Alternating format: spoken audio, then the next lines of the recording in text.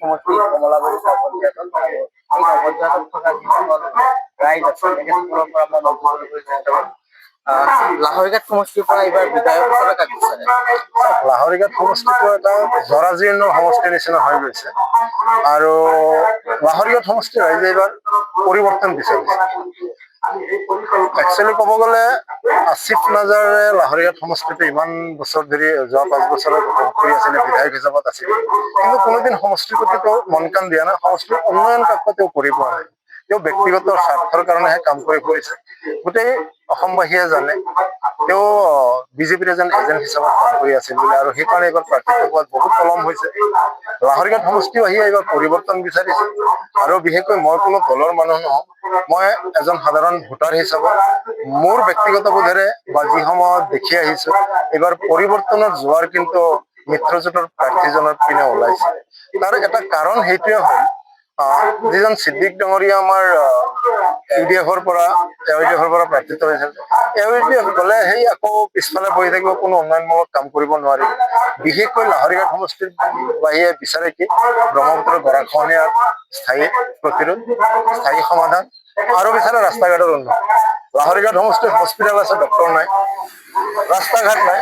আপোনালোকে জানে মৰিগাঁৱৰ পৰা লাহৰীঘাট অহা যোৱাৰ কাৰণে দুটা মুখ্য ৰাস্তা, আৰু দুয়োটা ৰাস্তাৰ এনেকুৱা বেয়া অৱস্থা, সমষ্টিৰ ভিতৰত ৰাস্তা ঘাটৰ কোনো অৱস্থাই নাই। গতিকে লাহৰীঘাট সমষ্টিৰ মানুহে এইবাৰ পৰিৱৰ্তন বিচাৰিছে, আৰু যিটো ভিতৰুৱা হাৱা ওলাইছে, এইবাৰ এটা মানুহে অলপ সংকোচ খাই আছে বিজেপিৰ লগত মিতিৰালি কৰাৰ কাৰণে। বিজেপিয়ে মুছলমানৰ কাৰণে বহুত বেয়া বেয়া কমেণ্ট কৰে, সেইকাৰণে যদি অলপ সংকোচ খাই আছে, কিন্তু শেষত গৈ খলিলুৰ ৰহমানৰ পিনে মানুহে ঢাল খাব। যিহেতু লাহৰীঘাট সমষ্টিত দেখা গৈছে খলিলুৰ ৰহমান একেবাৰে নতুন প্ৰাৰ্থী, ইউডিএফৰ যিগৰাকী প্ৰাৰ্থী তেওঁ পূৰ্বে নিৰ্বাচন খেলিছে, হাৰিছে, আৰু আসিফ নাজাৰ তেওঁ পূৰ্বৰে পৰা এইটো সমষ্টিৰ দখলত আছে। তেওঁ কেনেদৰে সম্ভৱ হ'ব তেওঁ জয়ী হোৱাটো? এইটো এটা ডাঙৰ প্ৰশ্ন। খলিলুৰ ৰহমান কেনেদৰে জয়ী হ'ব? নিৰ্বাচনটো যদিও প্ৰাৰ্থী হিচাপত খলিলুৰ ৰহমান আগবাঢ়ি আহিছে, কিন্তু সমষ্টিৰ যিটো যুৱচাম প্ৰত্যেকে নিজকে এজন এজন খলিলুৰ ৰহমান বুলি ভাবি কাম কৰি আছে। এইটো চবতকৈ ডাঙৰ প্লাছ পইণ্ট। মই আগতে কৈছো মই কোনো দলীয় সদস্য নহওঁ, মই কোনো দলৰ ভোটাৰ নহওঁ, মই এজন সাধাৰণ ভোটাৰ। খলিলুৰ ৰহমানক মানুহে আঁকোৱালি লৈছে, কাৰণ নতুনত্ব বিচাৰে মানুহে। প্ৰত্যেক সময়ত মানুহে নতুনত্ব বিচাৰে।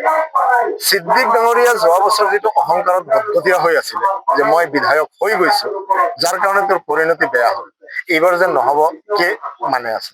আৰু এইবাৰ ইউডিএফৰ যিটো বাস্তৱ ৰূপ, সেইটো সংখ্যালঘু বহুমতি প্ৰধান মুছলমান ৰাইজে ভালকৈ বুজি উঠিছে যে ইউডিএফৰ এআইডিএফৰ আচল ৰূপটো কি।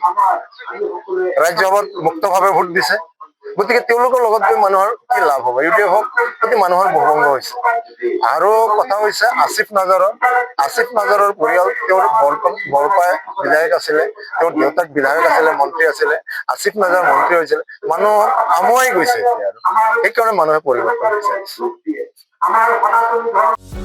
যিকোনো খবৰৰ বাবে যোগাযোগ কৰক আমাৰ এই নম্বৰত 9181 307 221।